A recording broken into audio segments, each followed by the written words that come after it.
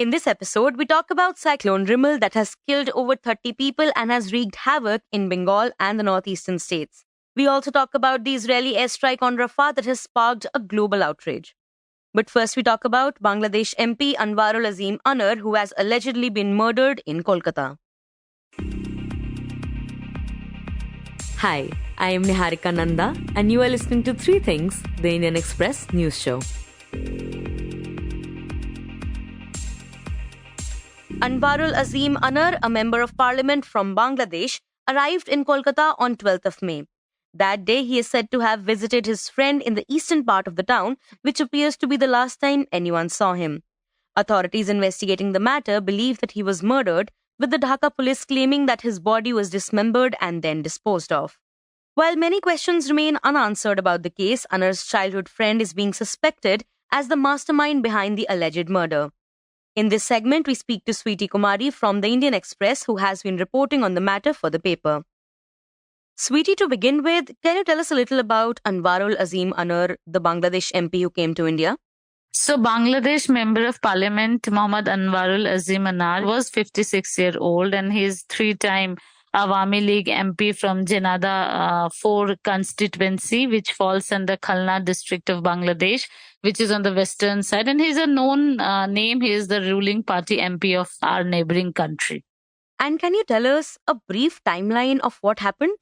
So basically on May 12th, Mohammad Anwarul Azim Anar had arrived Kolkata in the afternoon, and he first went to Baranagar, which is on the northern suburban area in Kolkata, and he had arrived in one of his friend's house, whose name is Gopal Biswas.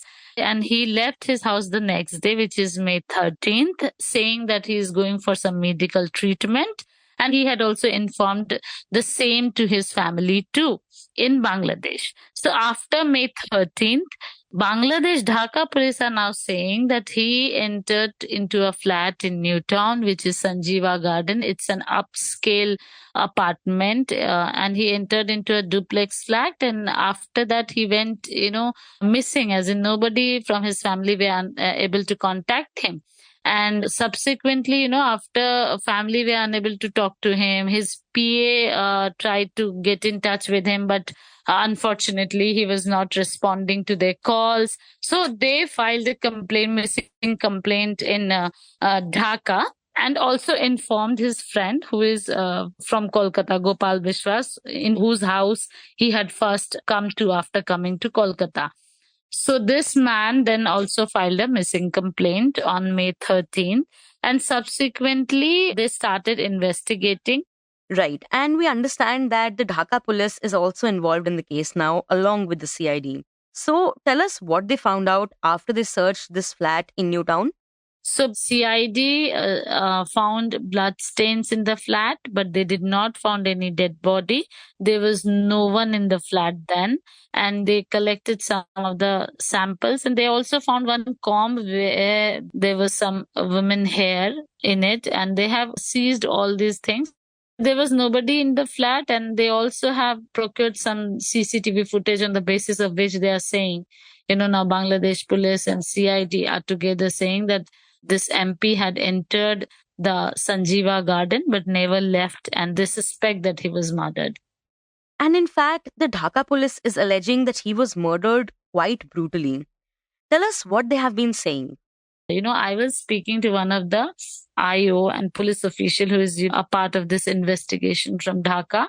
And he was telling me that he has been solving a lot of murder cases and he has worked closely with many such cases. But the kind of shocking revelations that are coming every day after interrogating the accused are giving goosebumps. And then recently, the chief of Dhaka Metropolitan Police, who is in Calcutta, Harun, he was speaking to the media, some of us, and he said that his suspected body has been flushed out in toilet also. So they also carried out a search in septic tank of this Sanjeeva Garden and reportedly found 4 to 5 kg of flesh, some pieces of bones and human hair. However, these are the claims by Dhaka police and it is yet to be verified. So, these samples have been sent for DNA. Let's see what happens. But Dhaka police are now saying that they are confirmed after all this investigation by CID and Dhaka police that the MP has been murdered and his body has been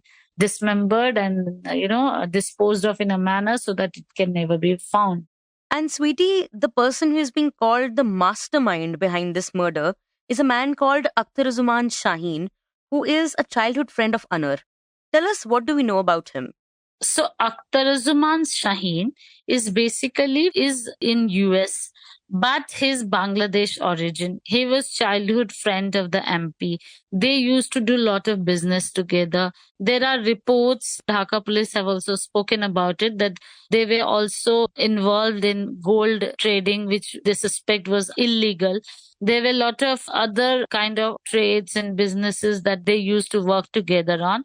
And primarily, Dhaka police suspect that Akhtaruzzman Shaheen had a dispute with this MP over proceeds of these gold smuggling and gold businesses.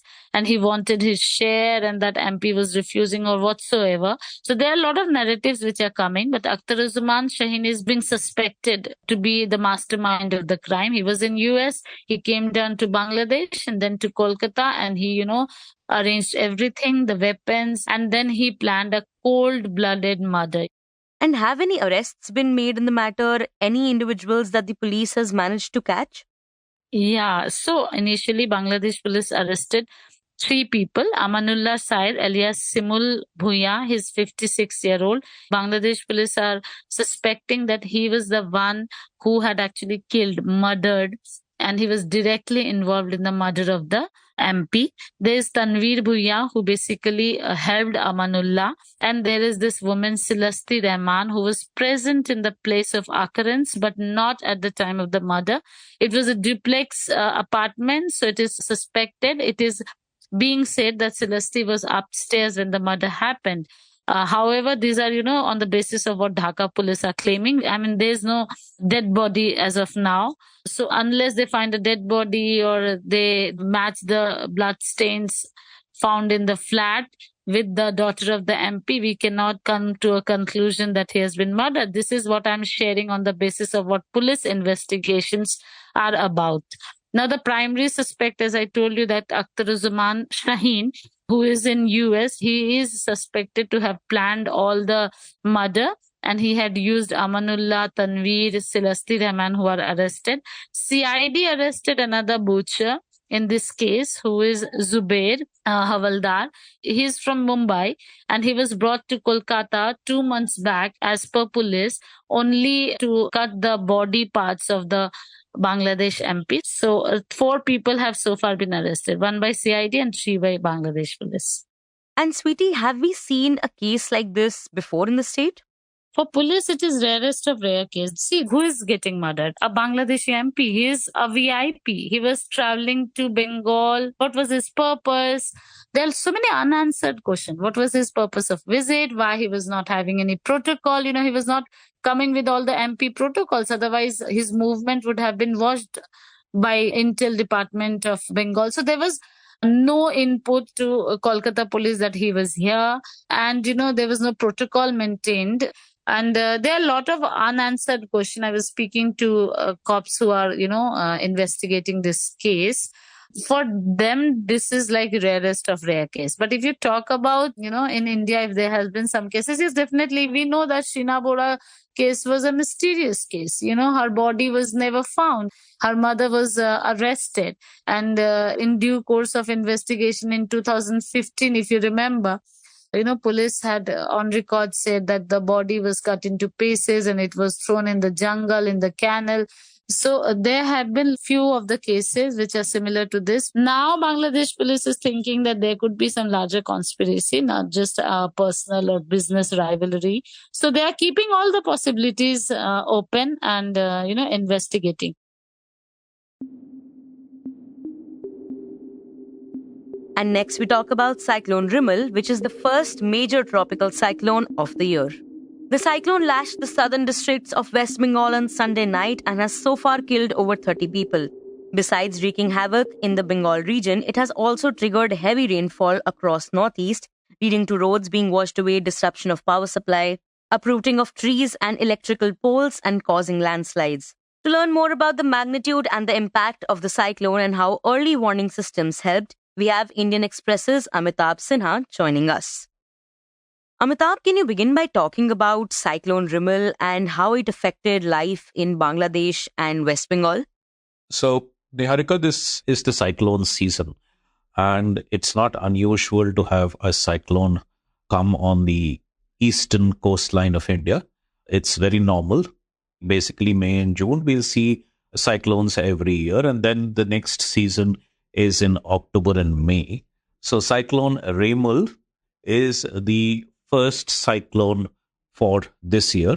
It is likely that more cyclones will follow because this is the season. In terms of its strength, it is in the fourth strongest category, right? So these cyclones are categorized according to the wind speeds that are associated with that, how fast the wind around it is circulating.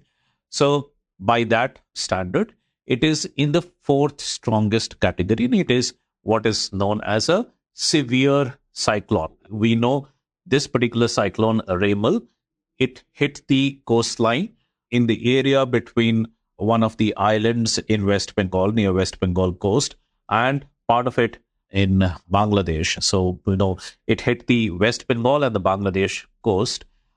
And at least from our side, we are not very sure of what happened in Bangladesh, but at least on our side, people were evacuated so that the loss of lives is minimized. Now, of course, there has been widespread damage. More than 25,000 houses have been destroyed. Other structures have been destroyed. So all that destruction has taken place. And can you tell us about the casualties that the cyclone has caused?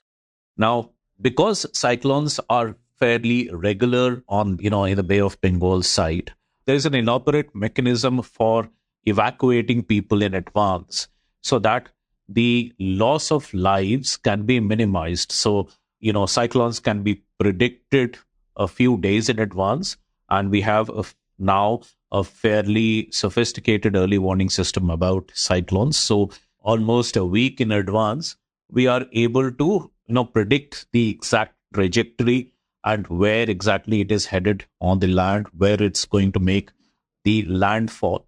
And because we have ample time, because we have that early warning system, evacuation measures can be taken. People can be moved away from the coastal areas and they can be put in safer places. And this is a routine that is followed every time a cyclone comes. So this was followed this time as well. Now, of course, a few deaths have also been reported, but those are mostly accidental deaths because of cyclone. Not exactly people perishing in the cyclone, but people getting killed because of electrocution, for example, which happened because of as a result of the cyclone, or a house collapse. So there have been at least 6 deaths that have been reported from West Bengal. Most of them in the nature of accidental deaths, but caused because of the cyclone. And we're talking about Bengal, but can you talk about how it has affected life in the northeastern region? So this was also very well predicted in advance that this cyclone also resulted in very heavy rainfall in the northeastern region, which are relatively well removed from the actual location where the cyclone hit the coastline. But they did lead to a lot of rainfall in the northeastern region. Almost all the entire northeastern region, all the 7 states, they received a fair amount of rainfall, which was predicted. And this rainfall actually is very heavy rainfall. It triggered lots of landslides in that area, in the northeastern region, in Mizoram, in Assam, in Meghalaya. We saw a lot of landslide events take place. And in those landslides, we saw a lot of people getting killed. And Amitabh, you've written about multi-hazard disasters in your story, where one event leads to multiple disasters.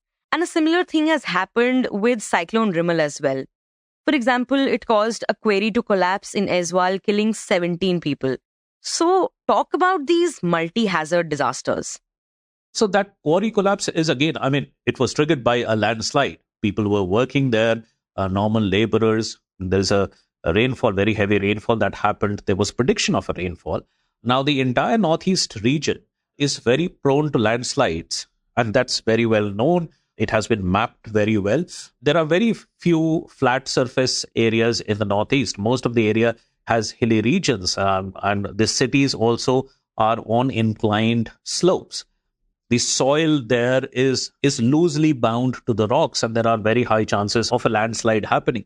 Now, the thing is, how do you deal with landslides? So that is the next step, wherein one has to set up these early warning systems so that these landslides can be predicted at least a day in advance. And then you have to have that immediate response mechanisms getting triggered automatically every time there is a prediction of a landslide.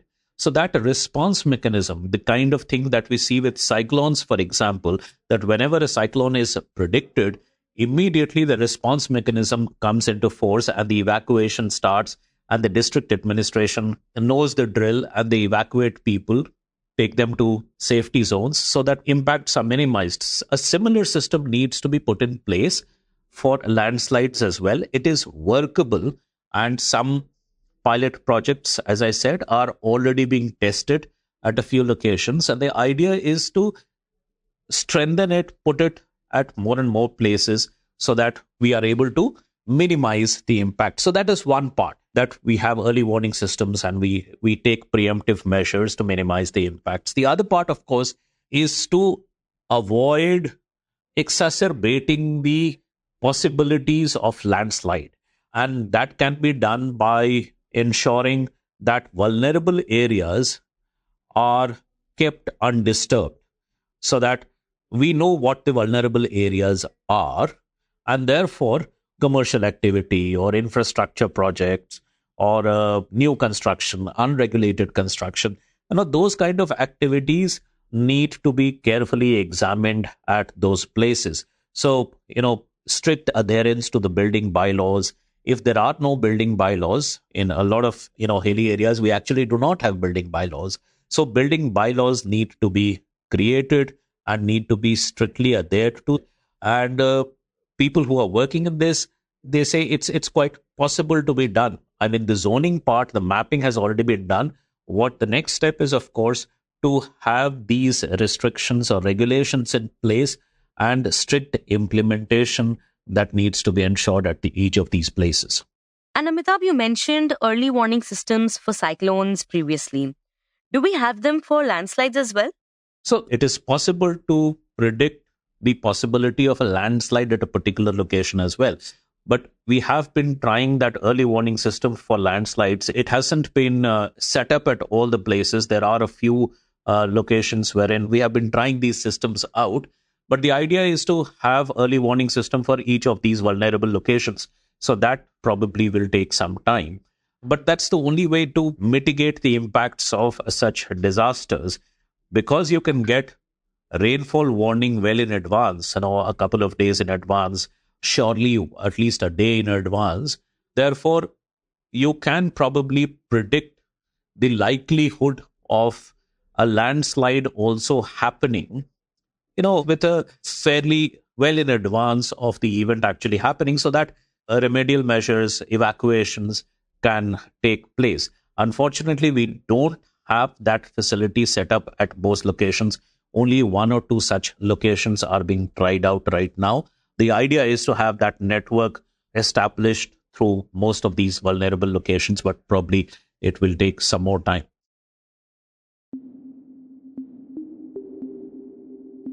And in the end, we talk about an Israeli airstrike on Rafah. On May 26, an Israeli airstrike happened on an area that was designated for displaced Palestinians in Rafah, located in the southern Gaza Strip. It resulted in the deaths of 45 people and injured 249 others. The attack has sparked a global outrage and condemnation amid the ongoing conflict between Israel and Hamas. Ironically, Israeli Prime Minister Benjamin Netanyahu referred to Sunday's attack as a tragic accident but pledged to continue the war on Gaza. Leaders across the world are condemning this action by Israel. US Vice President Kamala Harris said that the word tragic doesn't even begin to describe the Israeli airstrike on Sunday, which triggered a fire in a tent camp in Rafah, killing 45 Palestinians. While United Nations Secretary General Antonio Guterres described the situation in Gaza as a humanitarian catastrophe, warning of risk of famine and urging Israel to facilitate the safe and unhindered delivery of humanitarian assistance through all crossing points. French President Emmanuel Macron also expressed his outrage over the attack in a post on X by stating, "There are no safe areas in Rafah for Palestinian civilians." Earlier, the International Court of Justice ordered Israel to halt its Rafah offensive as a part of South Africa's case accusing Israel of committing genocide against Palestinians in Gaza, a charge Israel denies. A social media campaign called All Eyes on Rafah emerged after the loss of at least 37 lives on May 28, gaining significant attention. In response, Israel launched the campaign Where Were Eyes on October 7th, referencing the October 7 Hamas-led attacks that killed at least 1,200 people. Meanwhile, Spain, Ireland, and Norway have recognized Palestine as an independent state. Spanish Foreign Minister José Manuel Álvarez stated that the recognition of a Palestinian state is a matter of justice for the people of Palestine. Palestine has also demanded a seat in the United Nations General Assembly, that is the UNGA. While the UNGA alone cannot grant full UN membership, a draft resolution expected to pass by September 2024 would grant Palestinians some additional rights and privileges, including a seat among UN members in the Assembly Hall, but not a voting right. You were listening to Three Things by the Indian Express. Today's show was edited and mixed by Vijay Doiphode and produced by Shashank, Bhargava and me, Niharika, Nanda. If you like the show, then do subscribe to us wherever you get your podcasts. You can also recommend the show to someone you think will like it. Share it with a friend or someone in your family. It's the best way for people to get to know about us. You can also tweet us at Express Audio and write to us at podcasts@indianexpress.com.